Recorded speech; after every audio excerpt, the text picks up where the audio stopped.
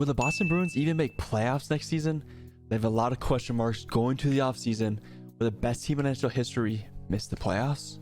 Hey, what's up guys, it's your boy Wall Rocky. Thank you so much for being here. And I do have a banger for you guys. Will the Boston Bruins be good next season? They have a lot of question marks, a lot of UFAs, a lot of trade rumors, a lot of free agent rumors. There's a lot of things going on in this Boston camp. We'll see what they can do, but I'm kind of worried for the Bruins fans. Bruins fans, comment down below. NHL fans, comment down below your predictions for next year. How you liking your team next year? What trades do you think are going to happen? All that kind of stuff. Video ideas too. Helps out a lot. Thank you so much. Make sure to leave a like and subscribe while you're down there. Let's get into this video, guys. Can the Boston Bruins make history again next year?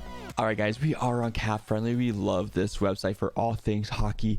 So let's look at the Bruins here, man. They have $4.9 million in cap space going into next year. That is not a lot of money when you have 6, 7, 8 UFAs going into next year.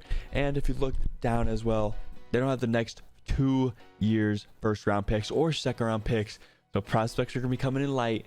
And they didn't even win a playoff series with those trades. So let's go look at these players to see who they have for sure next year. Obviously, we all know and love they have David Pastrnak, who's unreal. He deserves every dollar of that $11.2 million contract.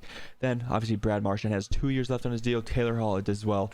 But if you look in depth of Brad Marchand, let's look at his stats real quick. As you can see, he had 67 points in 73 games. That was his lowest point total since 2015. Granted, it was because they had insane amount of depth on this roster, so obviously the goals were a little shorter for the top end players because you had other guys down the lineup that could play more minutes and put the puck in the net as well. So I'll give that benefit of the doubt to Mr. Marchand there, but he is getting a little bit old. He's part of that Crosby Ovi era of where they're getting a bit older now, so hopefully see if he could keep up the production. But I'm expecting another 70 point year like we usually see out of Mr. the Rat himself.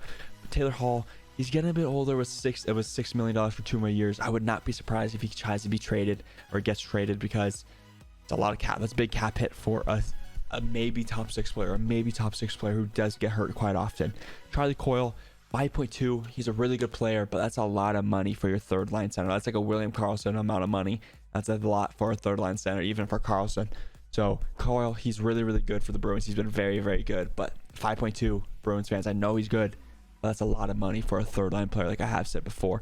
Pavazaka, same thing with him, 4.7 for 4 more years. He's a good player. Obviously, it does help that he's also only 26 years old. Coyle, he's 31, so he's getting up there in age. But yeah, that's a good contract for him. I'm okay with that Zaka contract.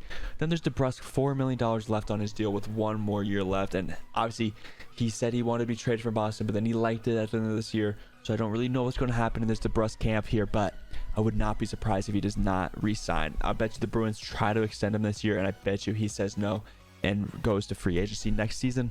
But hey, that's for next year. But hopefully they do try to extend him because he is a very good offensive piece for this team. Then look at all these UFA guys. Patrice Bergeron, the captain. What does he do? He's 37 years old. I don't know if he retires because they had a really bad playoffs. I don't know if he wants to end it on that type of playoff, but I don't know if he can go through that another whole grind of an NHL season again. I don't know. Same thing with David Krejci, 37 years old. I think Krejci's going back to Europe. I think he goes back because I just don't think he has it in him, man. I don't think he has it in him.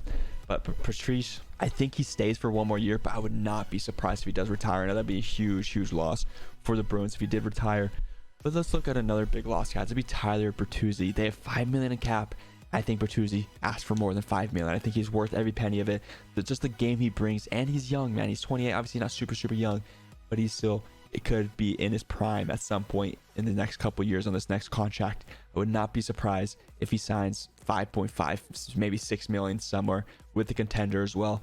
But hey, maybe he takes a pay cut to stay in Boston and have another chance at Mr. Stanley Cup. But I don't really know because I honestly just don't think they can afford him. I'm being honest with you. I think he priced himself out. Obviously, he didn't have an insane year, but he is still a very, very good player. So I don't think he stays. Then it'll be Nick Foligno. Like, is he really that important? 35 years old. It's whatever. Like, he's not a game changer on your team anymore. Garrett Hathaway, 31, fourth liner again. Like, it's not a huge signing, even if you resign him. Like, he didn't play that good for the team. Obviously, he put a couple pucks in the net and hard on the forecheck and stuff like that. But you want him on your team, I feel like. But at the same time, either way, I think he does probably resign here, but I wouldn't be surprised if he doesn't. Like, it doesn't really matter. Same with Thomas Nosek, like fourth line bum. But that is that for the forwards, man. Bertuzzi, Bergeron is a huge loss for the team, and I'm guessing they're going to try to extend DeBrusk, but hey, it could be dire for Boston up front in the next couple of years, man. It could be dire. Then let's go to the defense, man. It's just kind of worrying as well. Obviously, you traded for Dmitry Orlov, and he is also a UFA. He's a very good defenseman. Honestly, I think he gets more than $5 million. I'm being honest with you. Maybe not because of his age. He is also 31, so I don't know if a team's going to sign him for 5-6 years. But I would not be surprised if he gets $6 million. He's a very good defenseman, and he played very good for Boston. So maybe you guys do try to trade one of these other defensemen. Maybe trade Mike Riley or Derek Forbort, because these guys should not be making $3 million. I'm being honest with you. They're bottom six pairing. They should not be making $3 million. Obviously, 1 year left on all three of those.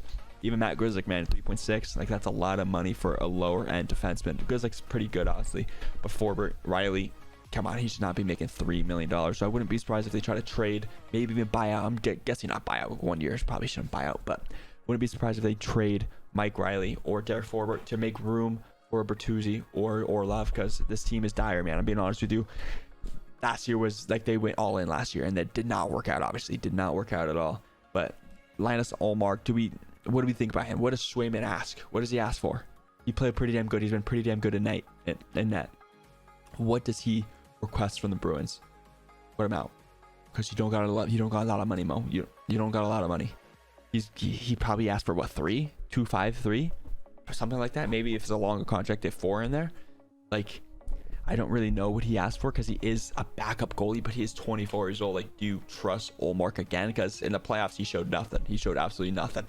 So I'd be kind of worried if I'm a Bruins fan. If I'm being honest, Bruins fans, I'm very curious. What do you guys think about your team?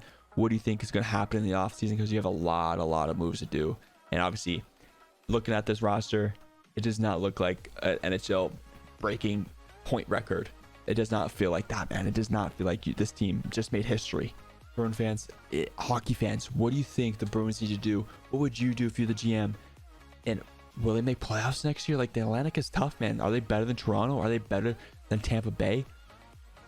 I don't know. Are they better than Florida? I don't really know, man. This is going to be very tough. Very interesting offseason for the Bruins. They have a lot of work to do. They don't have a lot of picks to work with as well. So, Bruins, it's going to be interesting, man. But thank you so much for watching. Make sure to comment down below. Make sure to leave a like, subscribe. It helps out a lot. Once again, guys, be great. I'll see you guys later.